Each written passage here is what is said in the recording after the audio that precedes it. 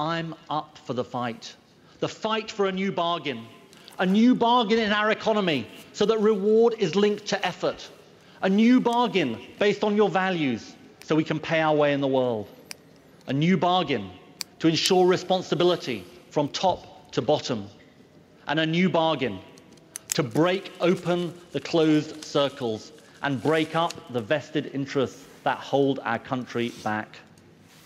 I aspire to be your Prime Minister, not for more of the same, but to write a new chapter in our country's history. The promise of Britain lies in its people. The tragedy of Britain is that it is not being met. My mission, our mission, to fulfil the promise of each, so we fulfil the promise of Britain. Thank you very much.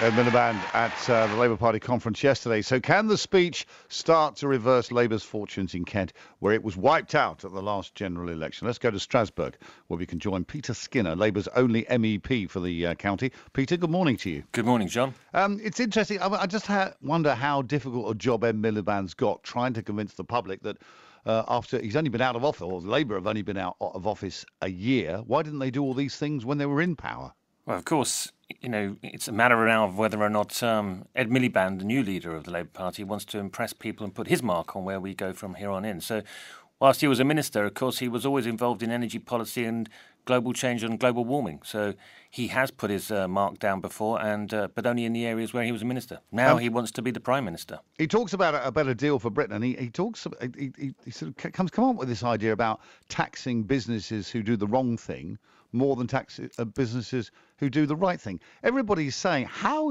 is that going to work? Who's going to decide which businesses are good and which businesses are bad? Well, he made it clear that actually he thought that the job creators, the real wealth creators, the growth creators in the UK also had to be amongst those in the areas of such manufacturing, for example, and small to medium-sized businesses, the kind of companies that don't get a break, that can't get loans at the moment to the banks when it's so easy to see money going into speculation in the city.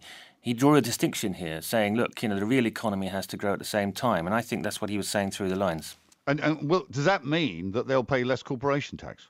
Well, he talked mainly about cutting things like VAT, which he thought actually puts more people back into a job, would help people at the lower end. That doesn't reward good businesses, though, does it? Well, of course, this wasn't an immediately speech just about, promises that you would make for a next general election. It's about vision. So this was in general principles of where he would go. And indeed, he picked on, for example, you mentioned some of the businesses he didn't really like. He thought that energy prices were too high, and he thought that these were a cosy cartel, and he had to break that up.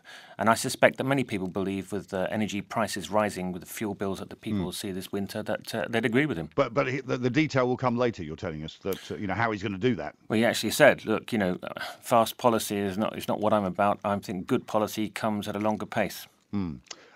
Okay, so did you watch the speech? What did you think? I mean, no one's really saying he's a great orator, are they?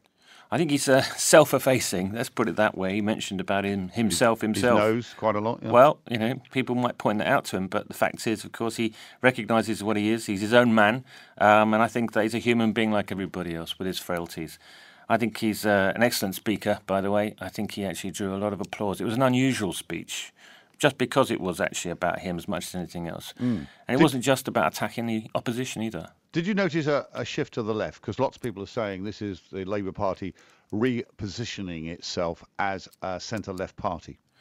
Well, I didn't see that. I said as a centre-left party we've always been. But in terms of the economy, for example, I think actually this is a return to what we needed to be doing all the time, what now we recognise from the global catastrophe and near meltdown in the financial services we needed to be on top of.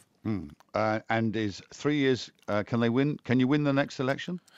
We can win the next election. We're already winning council elections, and I believe that the tide has turned in our favour in many areas. Many people now want to see Labour back in power. I think, given only the 18 months that they've seen the Tories wreck our economy. Peter Skinner, thank you very much indeed.